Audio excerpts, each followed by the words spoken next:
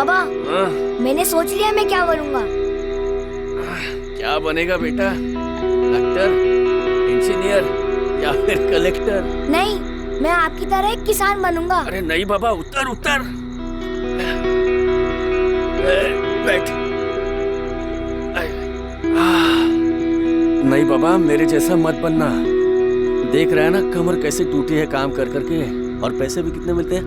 कुछ नहीं। अरे बाबा, मैं सारे नए तरीके सीखूंगा। डिग्री लूंगा खेती करने की, और फिर लोन लूंगा। और आपकी छोटी सी जमीन भी तो है। अरे बाबा, कितना सोच रखा है रे तूने। हमारी टीचर कहती है बाबा, जो भी करना हो ना, उसके लिए सालों पहले से प्लानिंग करनी चाहिए।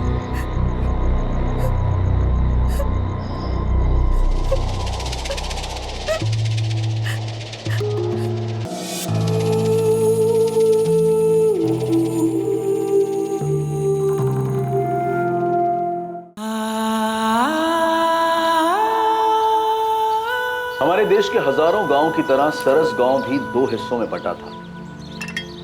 एक तरफ था शक्तिशाली नीलचंदी समाज का इलाका। ये लोग पारंपरिक तौर पर जमींदार थे और सदियों से गांव में दबदबा इन्हीं का रहा था।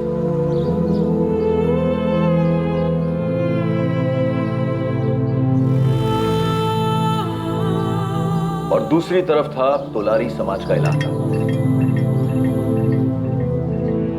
ये लोग नीलचंदियों के खेतों में मजदूरी करते थे। सदियों से गांव में इनका पलड़ा हल्का ही रहा। नीलचंदी और तोलारी समाज सदियों से एक साथ रहते आए थे और इनके साथ इनके बीच की रंजिश और तनाव भी चलता आया था। दोनों समाजों को एक दूसरे की जरूरत थी। नीलचंदियों को मजदूरों की जरूरत थी और तोलारियों को मजदूरी। इस परस्पर निर्भरता के बने रहने के लिए गांव में शांति बनाए रखना अनिवार्य था। पर बहुत जल्द एक जुर्म की श्रृंखला इस सारे गांव को झंझोड़ देने वाली। नीलचंदी और तोलारी समाज युद्ध के कगार पर खड़े होने वाले थे।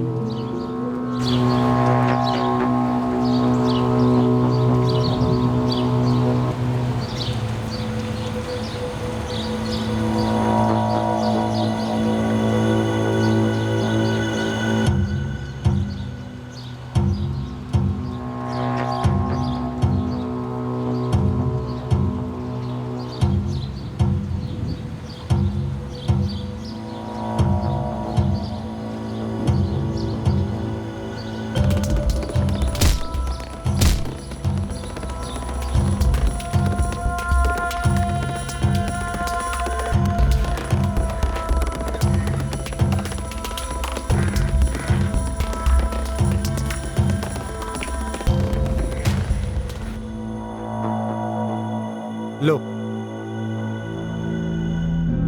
देखो साहब लोग तुम्हारे लड़के को ढूंढ रहे। तुम दोनों यहाँ कल शाम से बैठे हो, न घर गए न खाना खाया। थोड़ी सी चाय है, पी लो। तुकाराम, हाँ? तुकाराम, हाँ? क्या हुआ? मैंने तेरे राहुल को देखा रे तुकाराम। क्या? उठा उठा, देखा, बोलना। वो नीलचंदियों के खेतों में।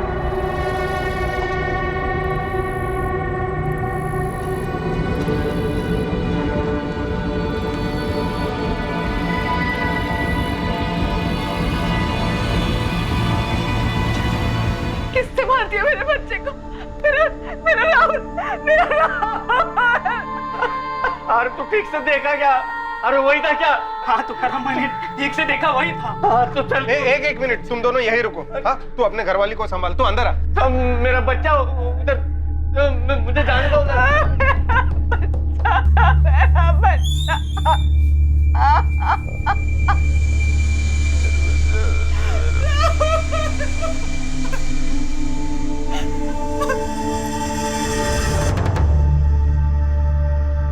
ठीक है विलास, तुम इसे लेकर खेत पर पहुंचो। एम्बुलेंस और फोटोग्राफर को भी बुला लेना।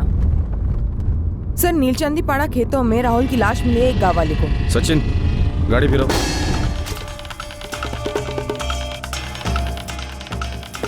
साहब, मैंने किसी और को देखा नहीं आते जाते हुए। और कोई नहीं था खेतों में 2 नंबर करने? ना के बराबर साहब। तू लगेच ओळखलंस मुलाला? साहब, हमारी तोलारी समाज का लड़का है, 4 घर छोड़ के रहता है। सर, पूरा खेत छान मारा, कुछ नहीं मिला। घर वालों को बुलाकर बॉडी की शिनाख्त करवाओ और बॉडी पोस्टमार्टम के लिए भेज दो। और राधिका, खेत दोबारा से स्कैन करना, उसके बाद पूछताछ शुरू करते हैं। सर,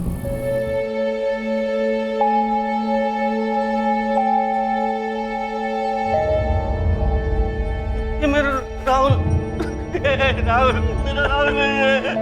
क्यों सर? मेरा बच्चा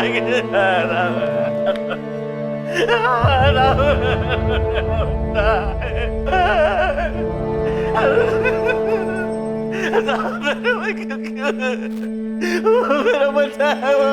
तुकाराम, मालती, तुम्हारे राहुल को खोने का दर्द हमारे पूरे तौलारी समाज में। तुम्हारा छोटा भाई प्रवीण तो तुम्हारे साथ है ही, हम सब भी हैं। तुम्हें इंसाफ मिलने तक हम चुप नहीं बैठेंगे। ओम प्रकाश भाऊ, आप हमारे समाज के मुखिया हैं। आप भी पुलिस को सीधा सीधा जाके बता क्यों नहीं देते कि कौन है इस सबके पीछे? हम सब जानते हैं कि सुखीलाल नीलचंदी का किया करा है। मैं खुद जाता हूँ। नहीं भाऊ, अभी आप वहाँ नहीं जाएंगे। पर कहाँ नहीं? क्योंकि भाऊ उन लोगों ने हमेशा की तरह जात पात का मामला बना के रखा है।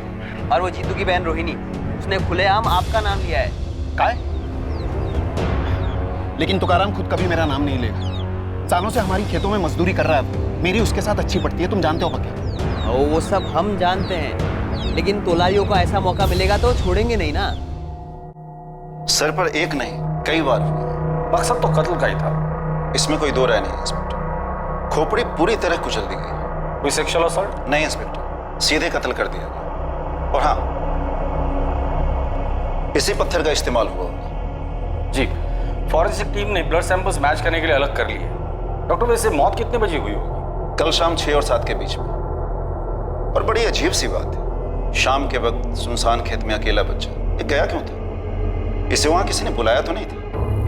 सर, ये खेत दरअसल किसी एक नीलचंदी परिवार का नहीं है।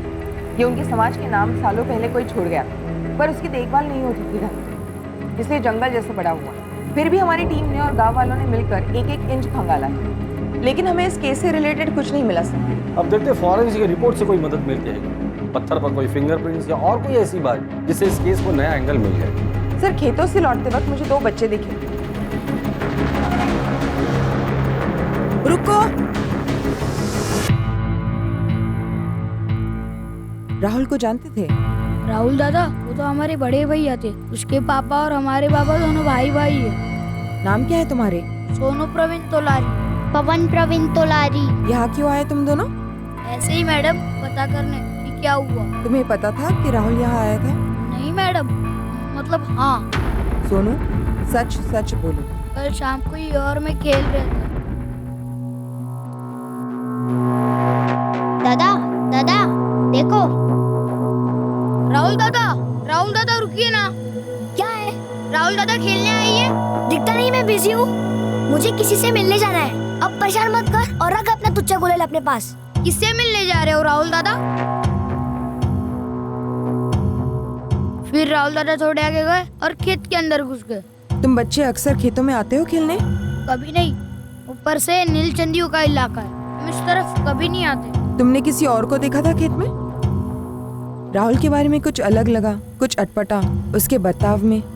हाँ। क्या, बताओ मुझे। पहले वो हमेशा हमारे साथ खेलते थे, पर 8-10 दिनों से उनके पास मोबाइल क्या आ गया है, तब से हमारे साथ खेलते नहीं और बात भी नहीं करते, और एक भी गेम मोबाइल में खेलने नहीं देते।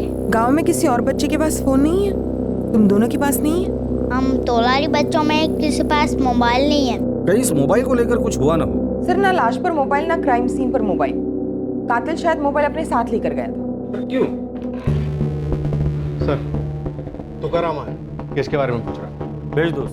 राधिका, तुकाराम की बीवी और रिश्तेदारों से बात करो, और शास्त्री, खबरियों से बात करो। गांव में क्या माहौल है वो भी जरा देखो। साहब, आ जाओ। साहब, कुछ पता चला किसने मारा मेरे बेटे को? बैठो तुकाराम, बैठो। बैठ। किसी के साथ दुश्मनी थी? 11 साल का बच्चा सर, किसी के साथ क्या दुश्मनी होगी? तुकाराम, तुम्हारी किसी के साथ कोई दुश्मनी थी?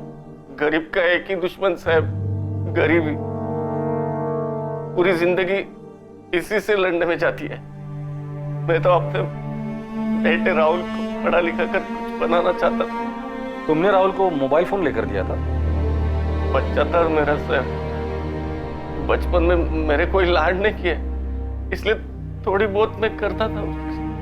तुम्हारे तोलारी समाज के और बच्चों के पास फोन नहीं है, सिर्फ राहुल के पास फोन था। उसको फोन पे खेल खेलने का भूत सवार था। बहुत जिद की उसने, इसलिए एक सेकेंड हैंड फोन खरीद दिया था, वो भी सबसे सस्ता वाला। उसमें सिम कार्ड भी नहीं था साहब। क्या हुआ रे, एक हफ्ते में दिल भर गया तेरा फोन से? सारे गेम्स खेल लिए पापा, ऑनलाइन तो कुछ खेल नहीं सकता, सिम कार्ड ही नहीं है। ये मेरा फोन ले, इसमें सांप वाला खेल है, खेल। मुझे नहीं खेलना, इस पे इंटरनेट तो है नहीं। मम्मी के मोबाइल में इंटरनेट है, लेकिन वो खेलने देती नहीं। अब एक काम कीजिए ना, मेरे मोबाइल में नए गेम डलवा दो ना पापा, प्लीज। बेटा मुझे नहीं पता कैसे डलवाते हैं, तुझे फोन चाहिए था, मैं ला दिया। चाप से आपने फोन लाया ना पापा, उसको बोलो वो नए गेम डाल के देगा। कितने पैसे लगेंगे? वो तो मुझे नहीं पता, अगर महंगा होगा तो मत डलवाना। हाँ, अपनी ताकत में रहेंगे तो अगले हफ्ते डलवा दूंगा, जब तनख्वाह मिलेगी, ठीक है? थैंक यू बाबा। तनख्वाह मिलने से पहले मेरा और कातिल अपने साथ फोन भी लेकर गया है। ये फोन के लिए मेरे बेटे को मार डाला? ये अभी पता चलना बाकी है। फोन में कैमरा था? हाँ साहब, वहां चैट्स की फोटो लेता था, फिल्म बनाता, खूब हंसता। क्या क्या फिल्म बनाता है रे तू? अरे पापा ये तो कुछ नहीं है, ये देखो मम्मी, ये देखो गांव में, ये स्कूल के रास्ते पर, हाँ अब ये देखो ये खेतों में। तुकाराम, क्या राहुल ने अपने फोन में ऐसा कुछ कैद किया था या फिल्माया था जो उसे नहीं करना चाहिए था? नहीं साहब, ऐसा कुछ भी नहीं था। हो सकता है कि उसने कुछ तस्वीरें ली हो या कुछ फिल्माया हो और आप लोगों को दिखाया ना हो। बचपना था, हर चीज में हंसी आती थी मेरे राहुल को, हर चीज का वीडियो बनाता था। शायद गांव में कोई चोरी छुपे कुछ कर रहा हो और तुम्हारे राहुल ने उसे देख लिया हो। क्या मतलब? मेरा मतलब है तुम्हारे इर्द गिर्द जान पहचान में कोई ऐसा है जो गैरकानूनी काम कर रहा हो और राहुल ने उसे मोबाइल पर कैद कर लिया हो। किसी पे शक है? कोई पड़ोसी या कोई रिश्तेदार? जी ऐसा कोई नहीं था, और सिर्फ 11 साल का था मेरा राहुल, कुछ छुपाता नहीं था। घर से इतनी दूर खेत की तरफ तुम्हें बता कर गया था? पता कैसे चला कि राहुल गायब हुआ है? राहुल के पापा के खेत से घर लौटने के 1 घंटे पहले तक राहुल हमेशा घर वापस आ जाता था। उस दिन मैं काम में उलझी हुई थी तो मेरा ध्यान नहीं गया। उसके बाद मैं राहुल को ढूंढने गई। सोमेश्वरी, राहुल को देखा क्या? नहीं, घर नहीं आया। नहीं, मैं उसे ढूंढने ही जा रही हूँ। अच्छा मैं भी आती हूँ। राहुल! राहुल! राहुल! बाळा, राहुल दादाला पाहिलंस का? राहुल! मीना ताई, मेरे राहुल को कहीं देखा क्या? नहीं घर, वो घर नहीं आया क्या? नहीं, पूरा गांव ढूंढ लिया, कहीं नहीं मिला। रोहिणी, मैं मालती के साथ राहुल को ढूंढने जा रही हूँ। मालती ताई, राहुल ने कुछ कहा था कि कहाँ जा रहा है? नहीं रोहिणी, कुछ नहीं कहा। चलो जल्दी करो। राहुल! राहुल! राहुल! राहुल! दादा, राहुलला पाहिलं कुठे? राहुल! राहुल! राहुल! राहुल आलाय? राहुल! राहुल बेटा कहाँ हो तुम? राहुल! राहुल! राहुल! अरे राहुल है! राहुल! राहुल! राहुल! देर रात तक हम ढूंढते रहे, फिर जाकर हम आप लोगों के पास आए शिकायत लेकर, और फिर खबर मिली कि मेरे राहुल की लाश मिली है खेत में। कभी किसी का कुछ नहीं बिगाड़ा, हमेशा अपनी मस्ती में रहता था मेरा बेटा।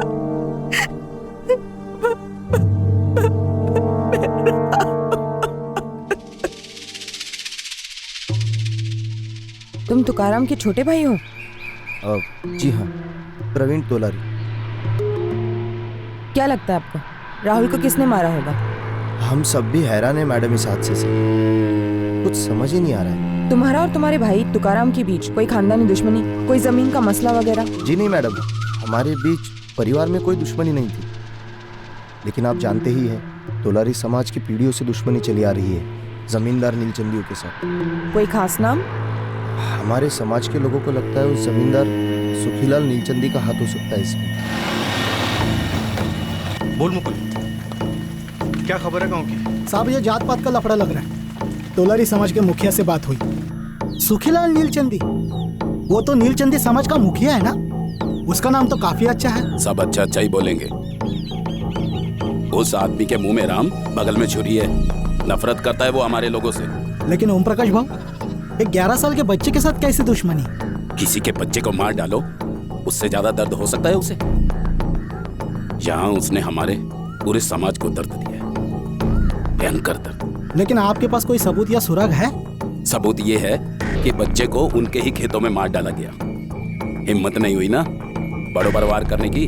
हमारे समाज में से कोई ऐसा करेगा? चानस ही नहीं है। वही है सुखीलाल नीलचंदी। ये सुखीलाल कोई छोटा मोटा आदमी नहीं है। जानता हूँ मालिक, लय भारी आदमी है, दूर दूर तक पहुँचे। हाँ, फिर भी नजर रख उस पर, पता कर माजरा क्या है। ये लोग उसका नाम क्यों ले रहे हैं? अगर जात पात का झगड़ा है भी तो बच्चे का मोबाइल क्यों लेके जाते? ये आंकड़ा कुछ फिट नहीं बैठता।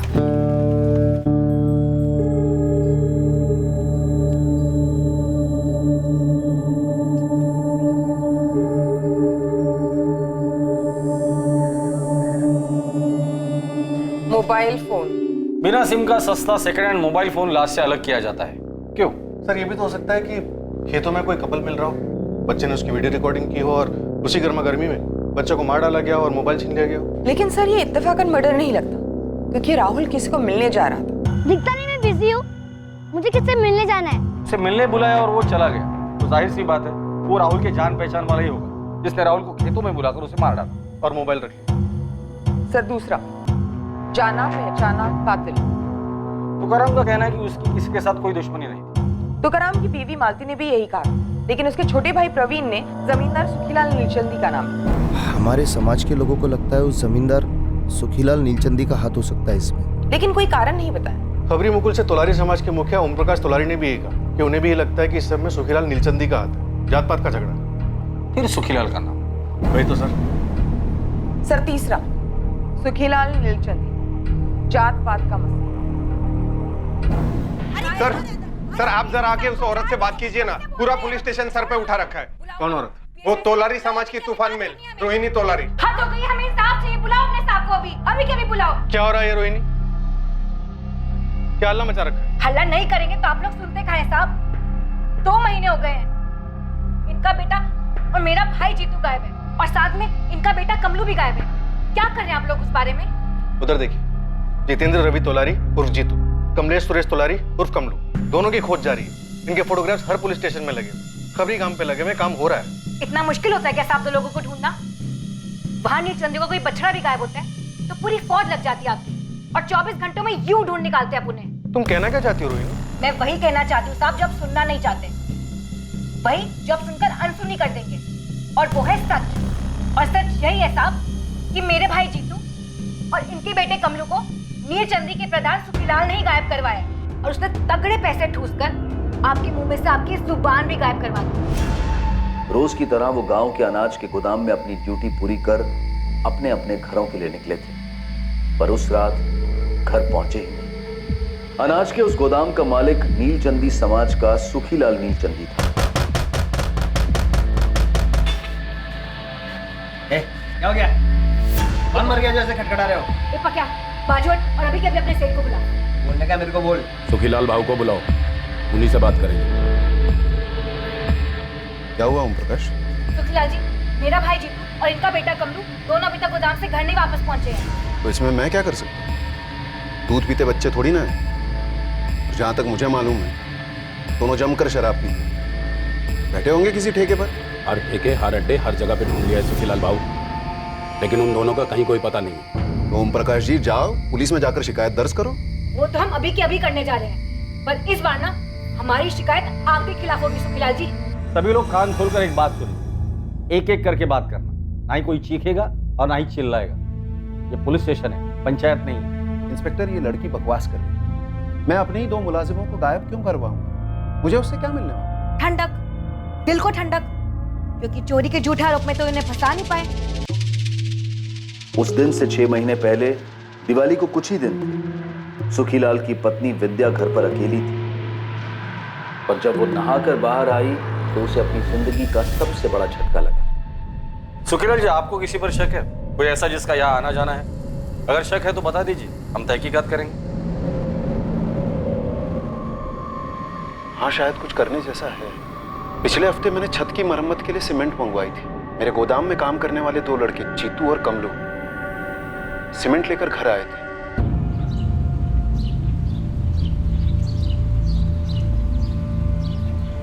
उस खिड़की के नीचे रख दो सारी बोरियां। वो कड़िया जब आएगा तब देख लेगा कैसे क्या करना है। और जल्दी जल्दी हाथ पैर चलाओ। बढ़ लगा।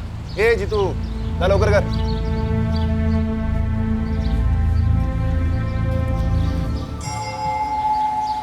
ए जीतू, कमलो, ऐसा ले, क्या कर रहे हो वहां? जाओ दूसरी बोरियां ले आओ।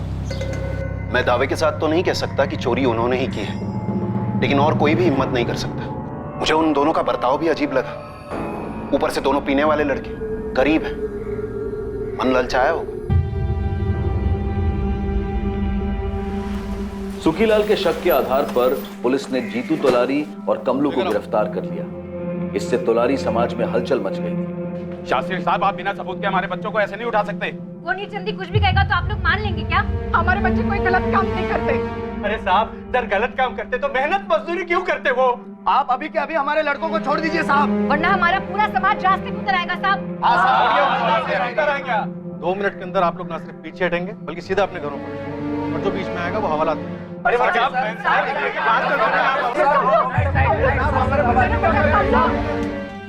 साहब, हमें छोड़ दो साहब, हमें कुछ मालूम नहीं है साहब, हमने कुछ नहीं किया साहब, सच में हमने कुछ नहीं किया साहब। पुलिस को जीतू और कमलू के खिलाफ कुछ नहीं मिला और उन्हें छोड़ दिया गया, और ये चोरी का केस बैक बर्नर पर चला गया। 6 महीने से खुंदक थी इन्हें साहब। जब मेरे भाई जीतू और कमलू पर चोरी का इल्जाम न लगा पाए तब उन्हें गायब भी करवा दिया। इंस्पेक्टर, जब आपने मुझसे कहा कि आपको उन दोनों के खिलाफ कुछ नहीं मिला तो मैंने अपनी गलती मान ली और उन दोनों को वापस काम पे रख लिया, ताकि 6 महीने बाद आप ये सारा खेल फिर से खेल सको और कोई आप पे शक ही ना करे। रोहिणी, 1 मिनट। तुम सुखीलाल जी पर कौन सी बुनियाद पर आरोप लगा रही हो? इन्होंने कौन सी बुनियाद पर मेरे भाई जीतू और कमलू पर चोरी के आरोप लगाए थे, और आप लोगों ने कौन सी बुनियाद पर उन्हें गिरफ्तार किया था, उनकी कुटाई की थी? हाँ, जवाब दीजिए। इनका खून खून और हमारा खून पानी, ये कैसा इंसाफ हुआ साहब? तुम्हें जितने भी वाहियात इल्जाम लगाने ना लगाओ, पर इतना याद रखो, जो गायब हुआ है उसे भले ही ढूंढा जा सकता, लेकिन जो अपनी मर्जी से भाग गया है ना, उसे ढूंढना बेहद मुश्किल है। ये क्या हुई बात साहब? आप फिर से हमारे बिरादरी के लोगों को दोषी मान रहे हैं। जितनी संभावना उनके दोषी ना होने की है, उतनी ही संभावना उनके दोषी होने की भी है। जब वो मिलेंगे या पकड़े जाएंगे तब दूध का दूध और पानी का पानी हो जाएगा। कहीं आपके दूध और पानी के चक्कर में उनका खून ना हो गया साहब। अब हमारे खून को हल्के में ना ले। अब हमारे खून बहने के दिन गए साहब। अब हम और नहीं सहेंगे, चुप नहीं रहेंगे हम।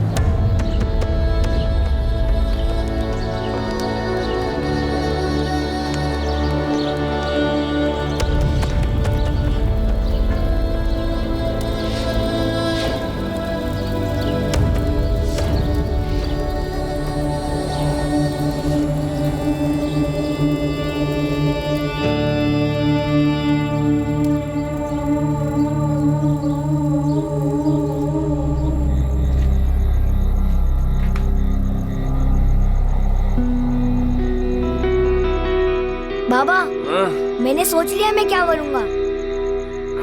क्या बनेगा बेटा? डॉक्टर, इंजीनियर या फिर कलेक्टर? नहीं, मैं आपकी तरह एक किसान बनूंगा। अरे नहीं बाबा, उतर उतर। बैठ। नहीं बाबा, मेरे जैसा मत बनना। देख रहा है ना कमर कैसे टूटी है काम कर करके, और पैसे भी कितने मिलते हैं? कुछ नहीं। अरे बाबा, मैं सारे नए तरीके सीखूंगा। डिग्री लूंगा खेती करने की, और फिर लोन लूंगा, और आपकी छोटी सी जमीन भी तो है। अरे बाबा, कितना सोच रखा है रे तूने। हमारी टीचर कहती है बाबा, जो भी करना हो ना उसके लिए सालों पहले से प्लानिंग करनी चाहिए।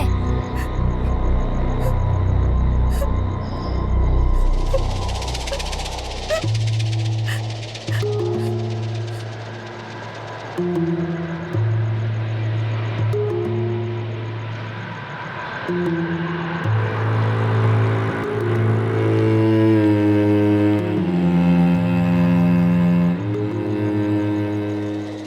उसे संभालना होगा तुकाराम। हाँ, खुद के दिल पर पत्थर रख के संभालना होगा। मेरे दिल में कुछ नहीं है शरद भाई, वहां सिर्फ वो था और सिर्फ वो, सब खाली। खलास, चलता हूं।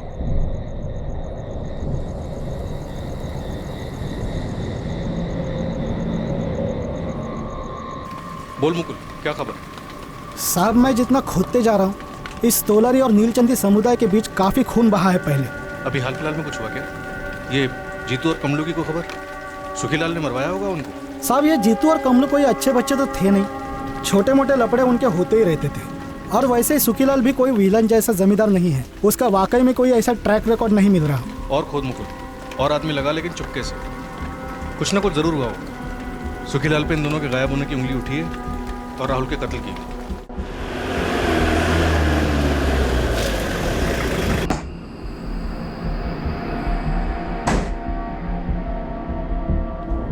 सुखीलाल जी थामा, आप मेरे साथ चलिए। सुखीलाल जी, सर आपका वेट कर रहे हैं।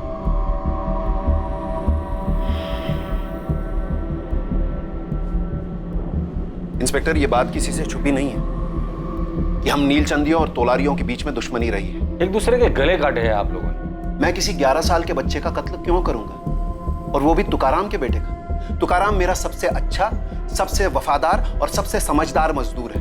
वो नहीं तो मेरा खेत नहीं। गांव वालों को जो कहना है कहे, जो उंगलियां उठाना है उठाए, पर इस पूछताछ का कुछ तो सर पैर होना चाहिए। 10 जून की शाम को 6 और 7 के बीच तुम कहाँ थे? मैं भाऊ के बंगले पर था।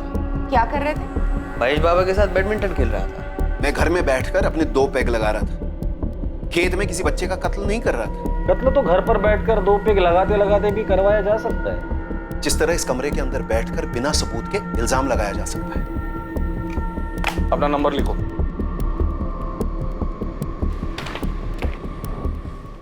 अगर तुम चाहते हो कि तुम्हें इस पैड की तरफ अटका ना जाए, तो चुपचाप ये पैड उठाओ और दोबारा से दो।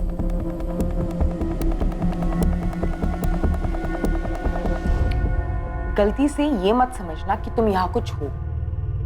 थाने में इंसान या तो मुजरिम होता है या मासूम, और कुछ नहीं। देखिए, मैं घोड़े पर सवार होकर आपके पास नहीं आया।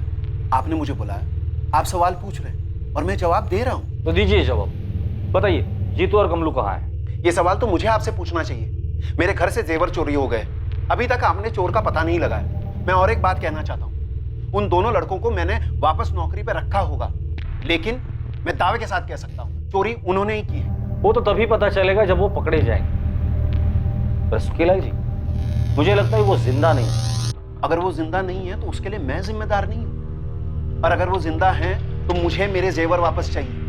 और अगली बार आप मुझसे ये सवाल मत कीजिए कि जीतू और कमलू का है। ये सवाल मुझे आपसे करना चाहिए। और कुछ पूछना है कि अनुमति देंगे आप?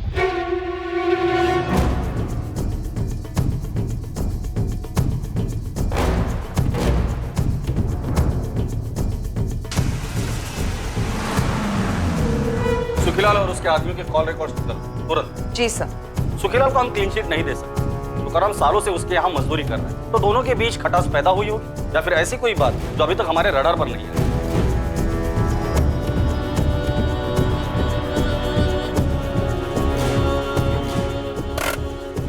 लिफाफा ले ले। जा दिया। मैं जाऊंगा तो सही नहीं लगेगा।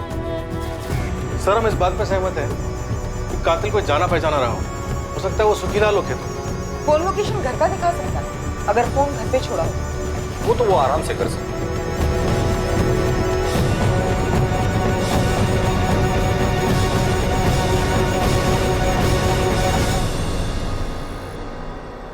राहुल, जरा।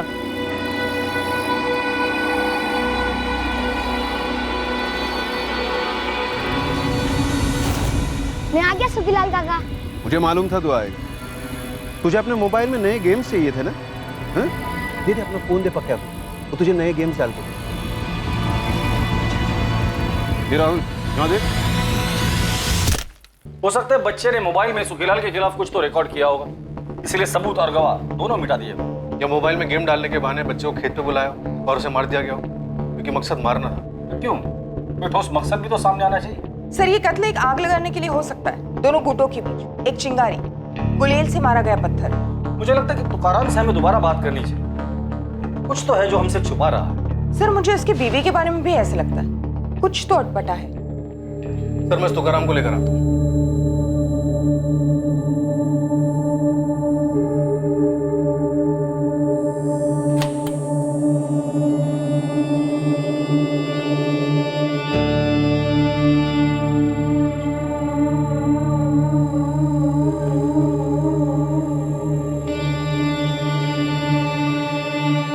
राहुल, क्या शूट कर रहे हो? सुनो, दिखाओ। राहुल, राहुल क्या कर रहे हो? सर, बिना बताए किसी का शूट नहीं करते राहुल। दिखाओ क्या बना। दिखाओ। यार फोन दो। फोन दिखाओ। आज के बाद तुम मेरे फोन को हाथ नहीं लगाओ। मैं सिर्फ गेम्स खेल रहा था। मैंने कहा ना, छुओगे नहीं। तो बाबा मुझे खुद का फोन लेकर क्यों नहीं देते? देखो, अभी कॉलेज जाने तक तुम्हें फोन नहीं मिलेगा। जाओ, बाहर जाके असली गेम्स खेलो। जाओ जाओ। आप बच्चे पे ऐसे क्यों चिल्ला रहे? दे दीजिए ना उसे एक फोन, उसके सारे दोस्तों के पास है। सब करेंगे मतलब हम भी करेंगे। अपनी कोई सोच नहीं है क्या? ये चाय है या खीर? लाइए, मैं दूसरी बना लाती हूँ।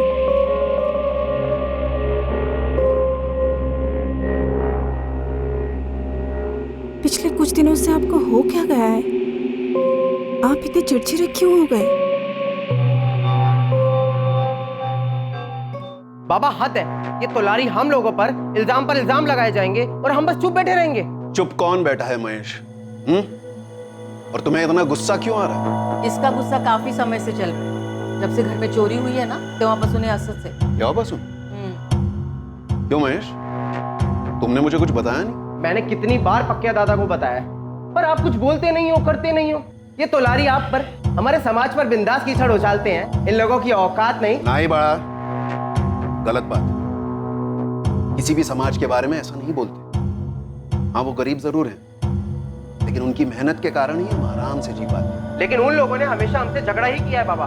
तो तुम्हारी पीढ़ी को इस झगड़े को मिटाना है, बढ़ाना नहीं है। वो लोग कभी पीछे नहीं हटते बाबा। हम ही लोगों को हमेशा सिर झुकाकर निकल लेना पड़ता है। अरे तो इसका मतलब ये तो नहीं कि बात बात पर हाथापाई पे उतर आओ। पुलिस है, प्रशासन है, और हमारे लोग राजनीति में भी है। हमारे कोई लोग वोग नहीं है बाबा। ये लोग नीलचंदियों के जेब में है। हमारे सिर्फ हम लोग हैं, और हम लोगों के बीच में भी गद्दार है।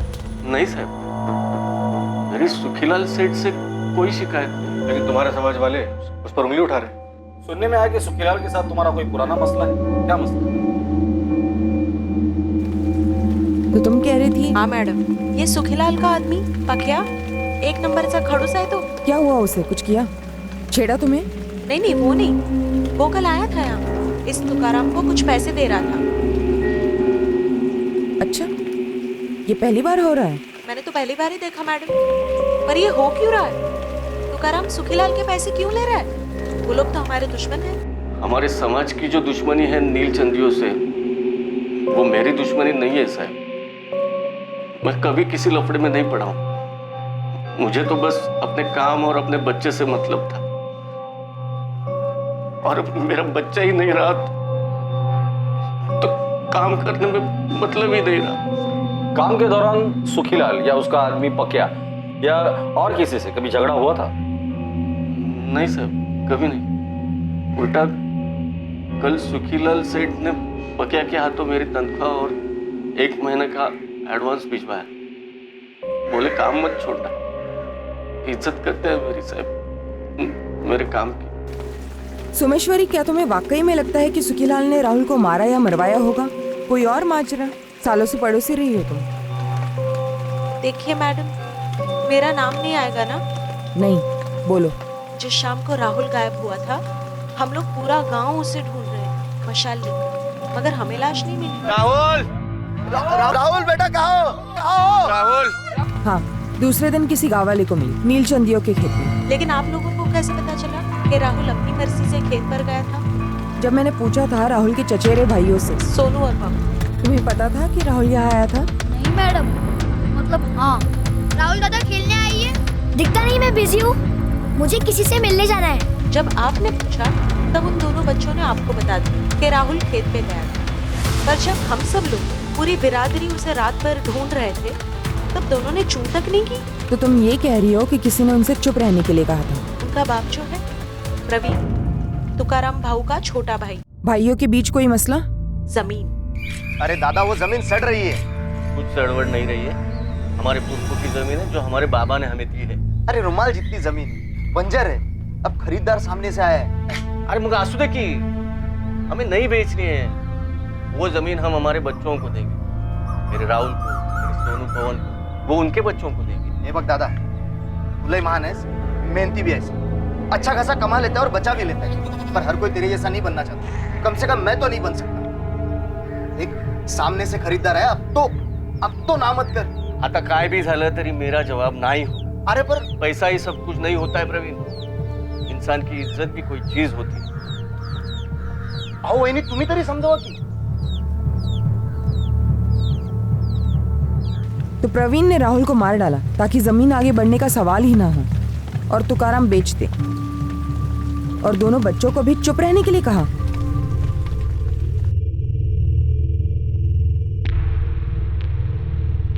एक मिनट, दोनों बच्चे सोनू और पवन मेरे साथ चलेंगे।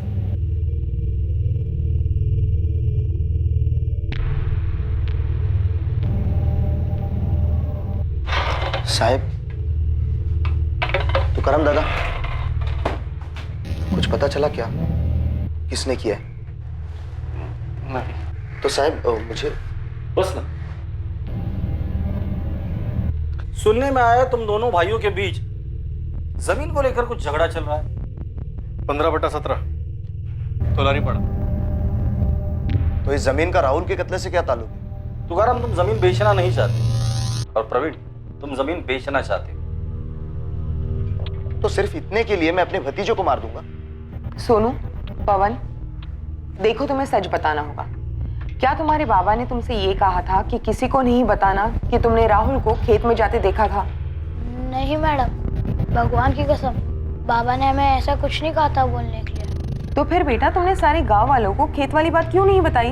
हम दोनों काफी डरे हुए थे कि राहुल दादा के साथ कुछ गलत तो नहीं हो गया। हमें कुछ समझ नहीं आ रहा था, इसलिए हमें किसी को बोला नहीं। आपको मुझ पे शक है ना? तो इनसे भी पूछो ना, इन्होंने बच्चा खोया अपना, क्या इनको भी मुझ पे शक है? नहीं साहब, हमारी जमीन का मसला ऐसा कोई मसला नहीं है, और प्रवीण मेरे साथ ऐसा कभी नहीं करेगा। 10 जून की शाम को कहा था? मैं रहीम खान की जमीन पे काम कर रहा था। नंबर दो उसका। पहले अपना नंबर दो प्रवीण।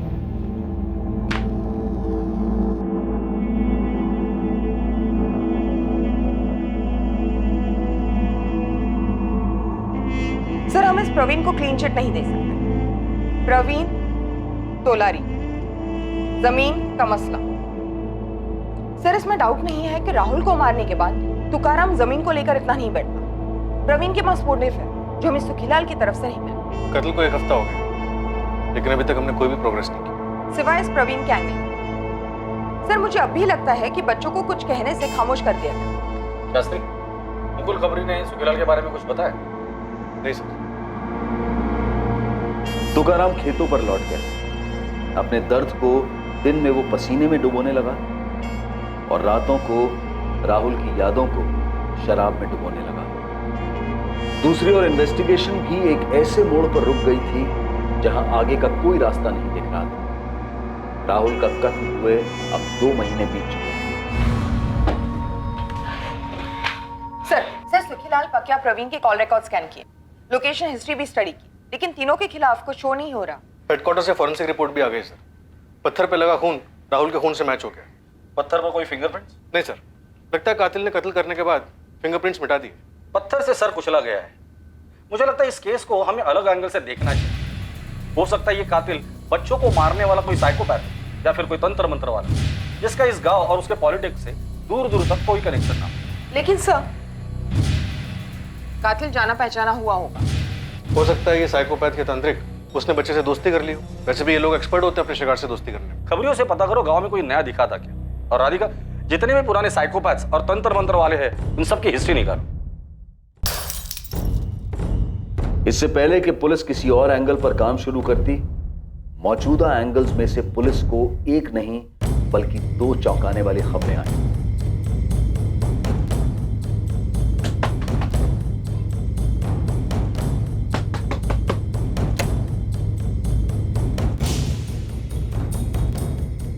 कमल, तू?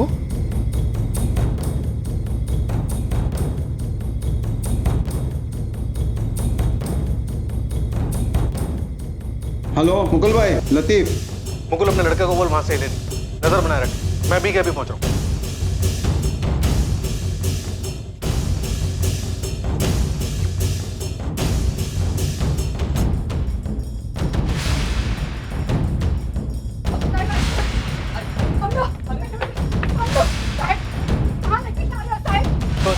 वो साहब।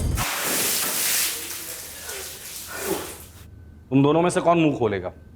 इस बात पे चल रहा था झगड़ा। साहब, मैंने तुकाराम दादा से एक सवाल पूछा था।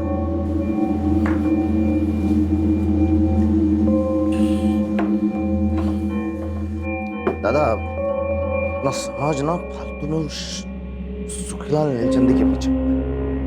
हाँ, मुझे लगता है ना राहुल का कत्ल उस शरद भागवे ने किया है। शरद भाव का नाम क्यों ले रहा है? क्यों शरद का नाम छुपा रहे हो तुम? क्या मतलब है तेरा प्रवीण? उसको मालूम है ना, उसको मालूम है। वो साला शरद आपके नाक के नीचे आपकी सहमति से आपकी बीवी मेरी मालती वहीनी के साथ सोता है। वो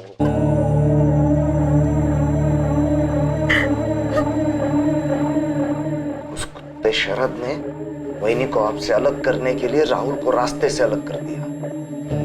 आप यहाँ बैठकर सब सह रहे, सिर्फ आंसू बहा रहे। क्या बोला? यही काट दूंगा साले। करम, क्या प्रवीण ने जो बताया है वो सच है? तुकाराम, तुम्हें बताना पड़ेगा। तुम्हारे इकलौते बेटे राहुल का कत्ल हुआ है। जो प्रवीण बोल रहा है वो सच है? क्या तुम भी इस कत्ल में शामिल थे? नहीं। तो फिर बोलो, माजरा क्या है? तो बता कम, कहाँ था इतने? और तेरा जोड़ीदार जीतू कहाँ है? ये सच है कि मेरी पत्नी मालती और शरद बागवे के बीच रिश्ता रहा है मेरे सामने।